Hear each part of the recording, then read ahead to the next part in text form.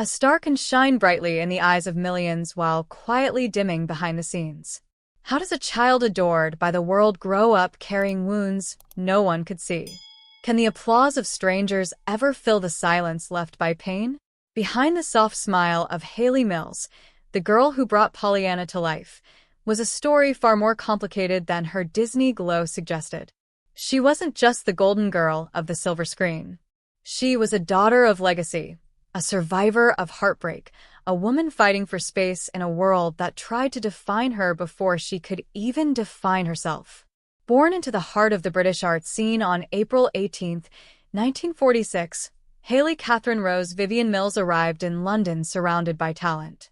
Her father, Sir John Mills, was a giant in British film, while her mother, Mary Hayley Bell, wove stories as a playwright and novelist. Their home wasn't just a place, it was a quiet stage where art and expression danced through every room. Hayley didn't chase the spotlight, it simply found her. At just 12 years old, her life changed when director J. Lee Thompson spotted her during her time at boarding school. Soon after, she was cast in Tiger Bay, a serious crime drama where she starred alongside her own father. Her performance wasn't just promising, it was powerful. Critics praised her deeply emotional acting, and she walked away with a BAFTA for Most Promising Newcomer. One moment she was a schoolgirl, the next, she was hailed as Britain's rising star. It didn't take long before Hollywood noticed. Walt Disney himself saw something extraordinary in Hayley, an innocence blended with strength, a brightness that couldn't be ignored.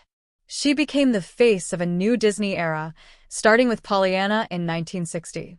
The role was a perfect match for her natural warmth and grace. Playing the hopeful orphan, she didn't just act, she inspired. Her performance earned her the Academy Juvenile Award, one of the rarest honors for young actors. That little gold Oscar statuette became a symbol of her sudden rise to stardom. From there, Hayley became Disney's darling, the girl who brought joy and intelligence to every screen she graced. But no amount of sparkle on the outside could shield her from what was brewing within.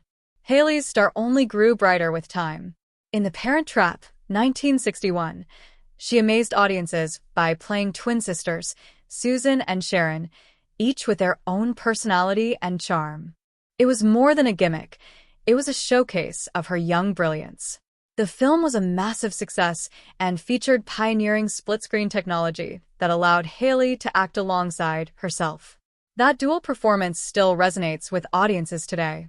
Throughout the early 1960s, she carried a lineup of hits, In Search of the Castaways, Summer Magic, The Moon Spinners, and That Darn Cat. But behind the scenes of those dreamy family films, the pressure was real. Hayley was still just a teenager, constantly navigating adult expectations, a public image she didn't choose, and the growing need to be more than just Disney's perfect child. As she reached adulthood, Hayley made a brave decision. She refused to stay trapped in the cheerful roles that made her famous. She craved complexity and depth, something far beyond smiles and sunshine. In The Trouble with Angels, 1966, she played a rebellious schoolgirl pushing against conformity, hinting at the fire within her that audiences hadn't seen before. That same year, in The Family Way, Hayley stepped fully into adult storytelling. It was her first truly grown-up role, touching on themes of love, marriage, and maturity. For a public still clinging to Pollyanna, the shift was startling, but necessary. Then came Twisted Nerve in 1968, a psychological thriller that offered darker tones and challenged everything people thought they knew about her. These weren't just career moves. They were acts of personal rebellion against a world that wanted her frozen in time as a child. Outside of film, Hayley took her talents to television and theater. She was never content with just one medium. In the 1970s, she embraced the stage, performing in West End productions where the lights were closer and the audience felt real. She built a new rhythm, one that allowed her to balance fame with introspection. But life was far from easy. Her personal battles became more intense. In the late 2000s, Hayley was diagnosed with breast cancer. The diagnosis shook her, but true to her character, she met the fight with quiet courage and relentless optimism. Her recovery wasn't just physical, it was emotional. 2. It reminded her of everything she'd carried through the decades, from early fame to failed relationships to the wounds no one saw. Her personal life, much like her career, was filled with unexpected turns. On the set of The Family Way, Haley met Roy Boulting, the film's director. He was 53. She was only 20. The age difference raised eyebrows, but their connection turned into a whirlwind romance. They married in 1971 and shared an eclectic life between their Chelsea flat and a countryside windmill that would later be immortalized in Chitty Chitty Bang Bang. Their son, Crispian Mills, would go on to make his own mark in the 1990s music scene as the frontman of Kula Shaker, a band that fused psychedelic rock with Indian influences. Haley's artistic spirit lived on in him, but her marriage with Roy eventually crumbled. By 1977, they were divorced. Their careers had taken them in different directions, and perhaps time revealed how far apart they truly were. Soon after, Haley entered a relationship with British actor Lee Lawson.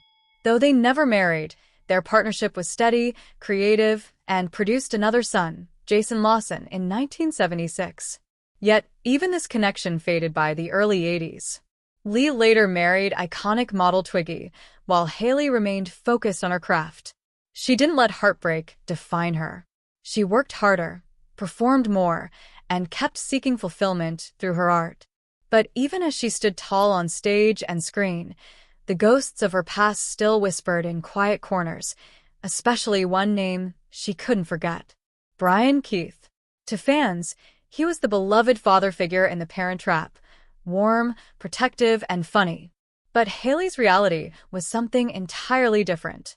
In later interviews, she admitted that she hated him more than anyone she had ever worked with. That wasn't said lightly. On set, Keith was reportedly sarcastic, dismissive, and often cruel to the young actress. He mocked her accent, belittled her success, and called her the Golden Goose, a biting nickname that made her feel like a product, not a person. He interrupted her during scenes, rolled his eyes during rehearsals, and showed no patience for her youth or inexperience. One especially disturbing rumor suggested he once slammed a chair in anger and stormed off set, blaming Haley for a minor mistake during a line read. Whether or not every detail is accurate, the emotional truth remains. For Haley, Keith represented the worst of an industry that often favored ego over empathy. He made her feel small during a time when she needed support the most. Even years later, that pain lingered. In private letters and memoirs, Haley expressed how deeply Keith's behavior impacted her self-esteem. She could forgive others, but not him. Not because of one dramatic incident, but because of the slow, steady erosion of confidence he caused during one of the most vulnerable times in her life. And yet, despite the hurt, she never lost her professionalism. She kept smiling on camera, delivering the performances that audiences cherished. But behind those performances were wounds that took a lifetime to understand. In her later years, Haley found peace and love once again. In 1997, while performing in The King and I, she met Fergus Bomji, an actor and writer of Indian descent. Though 20 years younger than her, Bomji shared her passion for storytelling and theater. Their relationship blossomed in private, away from the media noise. They didn't seek attention. They built a quiet life rooted in mutual respect, creativity, and care. It was a partnership defined not by public appearances, but by shared values and emotional connection. It may not have made headlines, but for Haley, it was perhaps her most grounding relationship yet. She also found healing through reflection. Her memoir, Forever Young, is more than just a look back. It's an honest, often funny, sometimes painful examination of growing up famous, navigating love, battling illness, and rediscovering herself again and again. It's the kind of book that doesn't sugarcoat the truth, but also doesn't lose hope. And that's exactly who Haley Mills is, hopeful, even when it hurts. Today, her legacy is felt in many places. In the films that still make families smile. In her son's music that brought her influence into a new generation. In her memoir that gives fans the truth behind the stardust. In the quiet strength of a woman who saw both the light and dark of fame and chose to keep going anyway. Hayley Mills wasn't just Disney's golden girl. She was, and is, a survivor, an artist, and a voice that refused to be silenced by the cruelty of others. If you've ever loved her films, admired her resilience, or simply valued the real stories behind the stars, don't forget to like this video and subscribe to our channel for more deep and powerful celebrity stories. There's always more behind the curtain than you think, and we're here to share it with you.